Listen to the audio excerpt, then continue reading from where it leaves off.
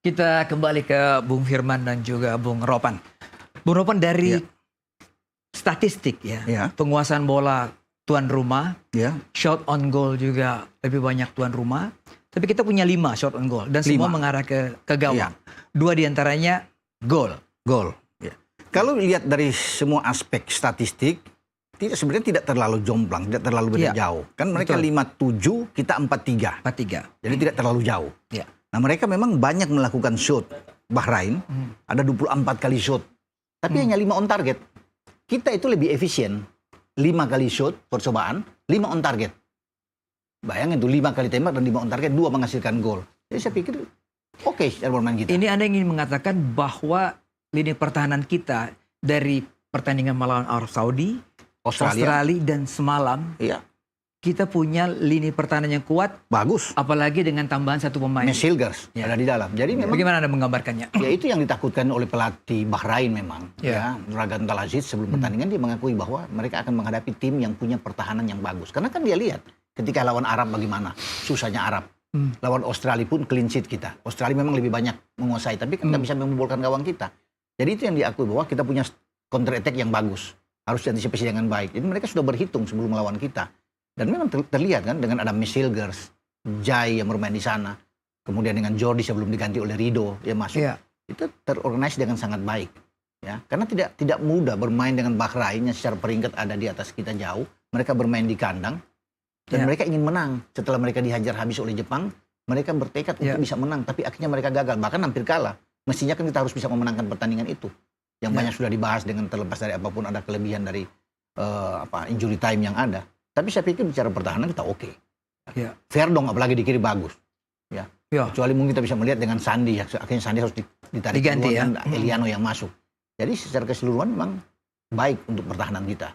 Untuk bisa menghalau setiap serangan-serangan lawan. Karena mereka punya gelandang-gelandang yang bagus. Mereka punya 2 striker yang bagus. Al-Zawad bagus. Al-Jaber pemain yang bagus. Tapi kan frustrasi. Akhirnya ditarik keluar Al-Jaber. Tidak bisa masuk untuk lebih jauh ke dalam. Dan mereka hanya mendapatkan gol dari sebuah tendangan bebas. Dan dari sebuah set piece kan. Tidak ada gol lain. Justru gol-gol kita yang lebih indah yang terjadi. Apalagi dengan gol dari Rafael. Gitu. Bung Firman, sebagai gelandang, Anda posisi Anda kan waktu di timnas itu ya Tom Haye-nya Tom Haye-nya. Anda pasti melihat, dulu di belakang siapa? Ada 3 atau 4. Samsul Hairudin, ada Eka Ramdhani, ada Ponario. Ganti. Double stoppernya? Double stoppernya ada Maman. Dan ada Karis Yulianto. Karis ya? Tinggi-tinggi semua ya? Tinggi-tinggi semua. Kalau kita melihat semalam, ya kan, Tom Haye dan Ivar Jenner merasa secure kan? Karena di belakang itu ada 3 pemain yang punya kualitas pertandingan bagus. Dan daya intelijennya sangat tinggi. Justru saya ingin katakan di sini bahwa perbedaan antara di tahun 2007 dan sekarang, 2024 ini, tim nasional Indonesia mentransformasi banyak formasi. Dan sekarang kalau zaman kami masih bermain 4-2-3-1. Sekarang bermain 4-2-3-1 ya. 4-2-3-1. Sekarang tim nasional Indonesia 3-4-3. Dan beberapa kali Coach Sintayong mencoba meramu dari seluruh masukan dari analisis tim behind the team yang dibuat oleh Coach Sintayong, dari pengalaman dari Nova Arianto di situ juga rekan saya yang membantu Coach Sintayong, yang akhirnya Coach Sintayong mengambil kesimpulan bahwa style of play yang akan kita mainkan adalah 3-4-3, dan ini saya rasa lebih cocok dari formasi-formasi lain untuk tim nasional Indonesia saat sekarang. Dan kita lihat sekarang itu jitu dengan kualitas pemain-pemain yang sudah mempunyai pengalaman, dengan pemain-pemain yang sudah bisa bermain beberapa sistem di Eropa sana, yang akhirnya warna baru terlihat di tim nasional kita.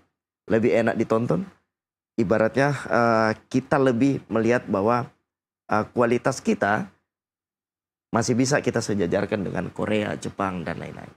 Begitu ya? Enak ditonton. Enak ditonton. Ini perlu. Karena enak ditonton itu karena pendalamannya seperti apa? Enak ditonton itu? Enak ditonton itu karena mempunyai flexibility system. Kalau Bang Ropan dan Bang Boy bilang bahwa kita mempunyai pertahanan yang sangat bagus, ya kan? Ya justru kita lihat bahwa pada saat defense Indonesia itu punya 5 pemain belakang. Ketika kan? ditekan ya? Ketika ditekan, ya kan? Berarti Verdong ada di bawah. 5-4-1. Ya, 5-4-1 Berubah pada saat defense. Tapi pada saat melakukan attacking, kita 5-3-2 bahkan hanya tinggal 2 di belakang. Jadi lebih dominan untuk menyerang tinggi. Ini kan dibutuhkan fisik yang sangat prima. Itu dia. Betul. Ya kan? Karena kita lihat bahwa pemain-pemain wing kita kayak Orat Mangun, kayak Marcelino, yang pemain-pemain sayap, itu nggak hanya bermain attacking aja. Pada saat lu defend, lu harus cepat turun ke bawah. Gua nggak mau tahu lu harus ada di bawah. Gua nggak mau tahu lu harus ada di bawah Dan gitu. Itu sepak bola modern yang dilakukan sekarang. Dan harus itu tergambar. Dan itu termasuk di tactical play yang dibuat. Dan kita lihat bahwa siapapun dia, nggak tuan raja di depan, harus balik mundur ke bawah. Kan tuan raja. Iya, kan tuan raja, lu harus tunggu bola di depan dan harus cetak. Pada saat defense lu harus kompak, compact defense, sama-sama turun secara tim, secara unit. Pada saat attacking, lu berjuang, lu buat di lapangan tengah sekreatif apapun, ya kan? Passing, sweet ball dan lain-lain. Dan itu dilakukan oleh pemain-pemain tim nasional yang akhirnya bisa membongkar pertahanan Bahrain yang termasuk cukup ketat. Betul. Dan rata-rata pemain-pemain pengalaman juga. Betul. Ya kan? Dan akhirnya terbongkar juga. Jadi yang Bung lihat itu Bahrain itu memakai pola yang sama seperti dulu ya. 4-4-2 ya. Mereka 4-4-2. Itu selalu mereka pakai pola 4-4-2.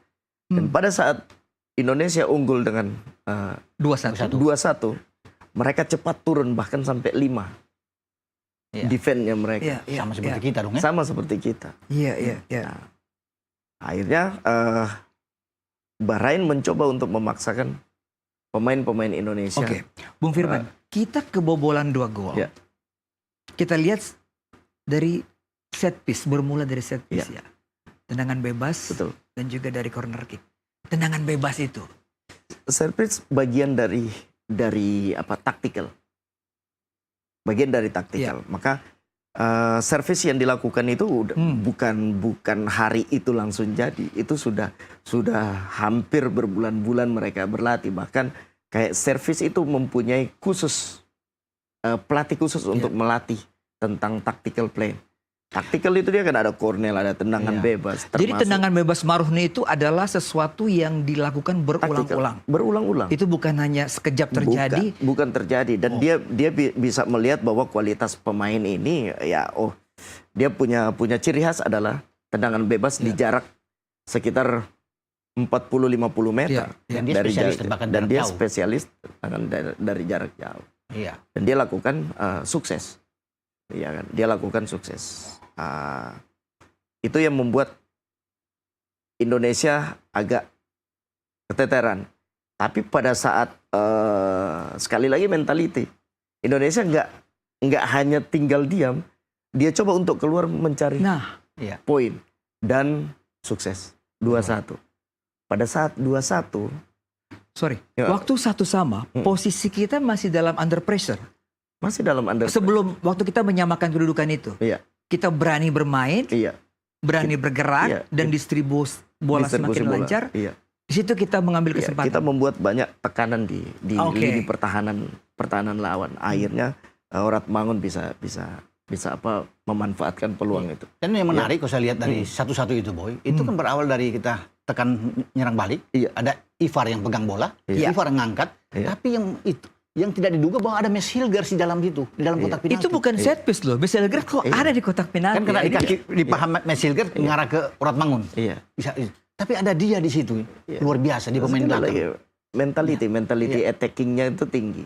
Jadi dia yakin bahwa saya harus menempatkan posisi yang saya bisa dapat bola. Saya bisa menempatkan posisi di antara pemain lawan yang saya rasa saya lebih tinggi, saya bisa ngeblok. Jadi saat counter attack gitu, Man ya? Saat counter attack dia ada. Itu yang sangat menarik sih. Jadi kalau saya menikmati pertandingan malam itu karena banyak tactical play atau variasi formasi yang dibuat yang terjadi dari mobilitasnya bola bergerak, maka sistem akan berubah. Nah, itu yang lebih kelihatan menarik. Keren.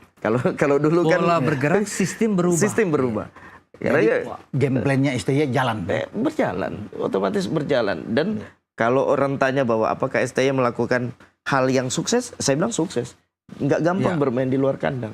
Nggak gampang, apalagi bermain di daratan Arab. Jadi saya rasa apapun hasil yang dibuat oleh tim nasional, ya kan, saya nggak yakin tim nasional akan kalah lawan Bahrain dari itu.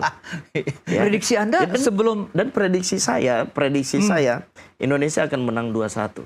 Dan hampir itu terjadi. Hampir menang 2-1.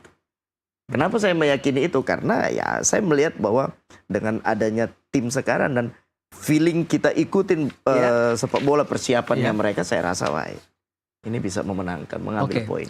Bung Ropan. Ya. Pergantian pemain itu kan pasti pelatih melihat kondisi, situasi dan kebutuhan. Anda melihat bagaimana pergantian dari Rizky Ridho, ada Witan juga masuk di situ, Marcelino juga masuk, terakhir mungkin Nathan Chow ya. Iya, saya kira pergantian itu tepat dibuat dengan Jordi keluar dan Ridho masuk dalam satu posisi, dan ini membentuk tiga kan, Messi Hilgers, ada Jai dan Ridho di sana ya. Kemudian posisi dari Sandy Walsh itu Eliano yang masuk menggantikan. Tom Hai agak ditarik keluar dan akhirnya Nathan Chow yang masuk di sana.